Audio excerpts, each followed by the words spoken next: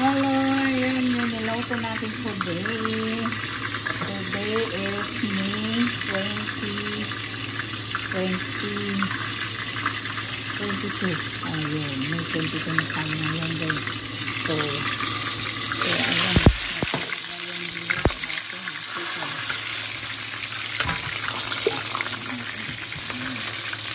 At saka itong nilagang baka, ayan. Ready to lunch na tayo. Ready to lunch na. Okay. Tapos ito na natin yan. Yung ito natin ayan yung masarap dito, pag-chicken at saka yung nilagang baka. Okay. Ready to lunch na tayo. Let's eat na tayo guys. Okay, bye.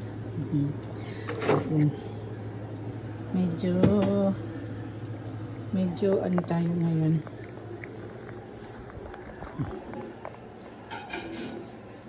Kumuha ako ng plato para sa darling ko. Ayan.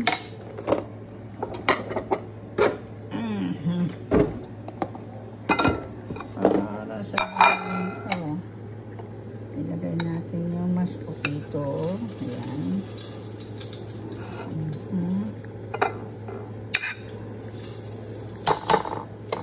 Ayan ang mashed potato. Ayan siya. Mayroon pa yatang buo. At saka yung chicken natin. Ayan. Chicken. Ayan, ang chicken for last na darling ko. Kunti lang yung mashed potato niya kasi baka mamaya hindi nyo maubos. Ayan. At saka yung sa akin naman, ayan, nilagang baka at saka rice. Nilagang baka at saka rice lang tayo guys. Okay na ta. Okay na to. Okay na to tayo sa nilagang sa sabaw-sabaw.